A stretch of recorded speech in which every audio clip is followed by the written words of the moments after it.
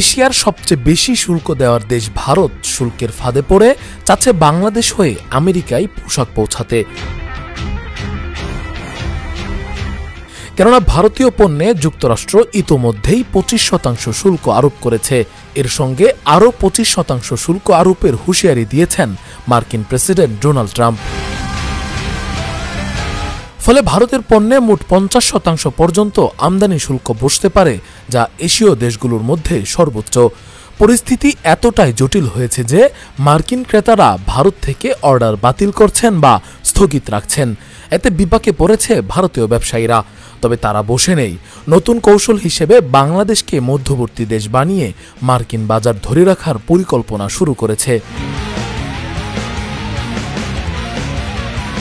যুক্তরাষ্ট্রে ভারতের রপ্তানি বাজার সবসময় শক্তিশালী ছিল, বিশেষ করে টেক্সটাইল, ইঞ্জিনিয়ারিং পণ্য, রাসায়নিক দ্রব্য, স্টিল এবং মেশিনারিজ মার্কিন বাজারে বড় অংশ জুড়েই রয়েছে। কিন্তু প্রেসিডেন্ট ট্রাম্প প্রশাসনের শুল্ক নীতি ভারতের জন্য বড় ধাক্কা হয়ে এসেছে। ভারতীয় রপ্তানিকারকরা বলছেন 25% শুল্ক আরোপ হওয়ার পর থেকেই ক্রেতারা অর্ডার স্থগিত করতে শুরু করেন। যদি আগস্টের শেষ থেকে আরও 25% শুল্ক কার্যকর হয় তবে পরিস্থিতি ভয়াবহ আকার ধারণ করবে। ইতোমধ্যেই যুক্তরাষ্ট্রের কিছু বড় কোম্পানি ভারত থেকে অর্ডার সরিয়ে নিচ্ছে। ফলে ভারতের অভ্যন্তরীণ শিল্প খাতেও অস্থিরতা দেখা দিয়েছে। শুল্ক সংকটের সুযোগ কাজে লাগাচ্ছে বাংলাদেশ। পোশাক প্রস্তুতকারক ও রপ্তানিকারক সমিতি বিজিএমইএ জানিয়েছে, গত বছরের তুলনায় এবছর মার্কিন অর্ডার কয়েক গুণ বেড়েছে। বিজিএমইএর এক পরিচালক বলেন, আমাদের অনেক সদস্য প্রতিষ্ঠান হঠাৎ করে বিপুল পরিমাণ অর্ডার পাচ্ছে। শ্রমিকরা রাত দিন কাজ করছেন। তবে এই প্রবৃদ্ধি কতটা টেকসই হবে তা এখনও অনিশ্চিত। বাংলাদেশি পণ্যে যুক্তরাষ্ট্র বর্তমানে 20% শুল্ক আরোপ করেছে। তুলনায় চীনা পণ্যে 30% এবং ভারতীয় পণ্যে তা দাঁড়াতে পারে 50%। তাই ক্রেতারা আপাতত বাংলাদেশকে বেশি নিরাপদ মনে করছেন।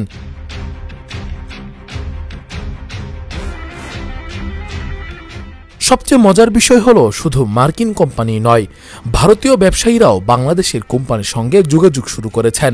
তাদের পরিকল্পনা হলো বাংলাদেশে উৎপাদন বা যৌথ উদ্যোগের মাধ্যমে পণ্য তৈরি করে যুক্তরাষ্ট্রে রপ্তানি করা।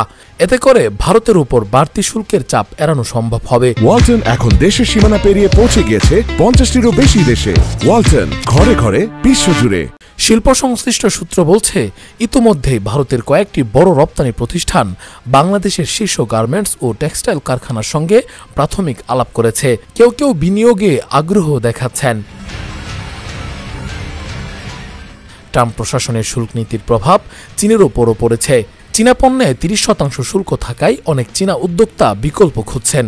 তাদের দৃষ্টি পড়েছে বাংলাদেশে। পোশাক খাতের ভেতরের খবর অনুযায়ী কয়েকটি চীনা ব্যবসায়ী গ্রুপ বাংলাদেশে নতুন কারখানা স্থাপনের পরিকল্পনা করছে। এতে একদিকে বাংলাদেশে নতুন বিনিয়োগ আসবে, অন্যদিকে চীনও পরোক্ষভাবে মার্কিন বাজারে প্রবেশের সুযোগ পাবে। বাংলাদেশের পোশাক খাত বিশ্বের অন্যতম বড় রপ্তানি খাত। বর্তমানে দেশের মোট রপ্তানির প্রায় 80% আসে এই খাত থেকে। মার্কিন শুল্ক যুদ্ধের কারণে অর্ডার বেড়ে যাওয়ায় স্বল্পমেয়াদে বাংলাদেশ লাভবান হচ্ছে। তবে বিশেষজ্ঞরা সতর্ক করেছেন, এই সুযোগ সাময়িক হতে পারে। যদি ভারত ও যুক্তরাষ্ট্রের মধ্যে বাণিজ্য সমঝোতা হয় তবে মার্কিন ক্রেতারা আবার ভারতীয় বাজারে ফিরে যাবে। ঢাকা বিশ্ববিদ্যালয়ের অর্থনীতি বিভাগের অধ্যাপক ডক্টর মাহমুদুর রহমান বলেন, এখনকার সুযোগকে দীর্ঘমেয়াদে কাজে লাগাতে হলে শুধু শুল্ক সুবিধার উপর নির্ভর করলে হবে না। উৎপাদন ক্ষমতা বাড়াতে হবে, শ্রমিক কল্যাণে নজর দিতে হবে এবং নীতি সহায়তা জোরদার করতে হবে।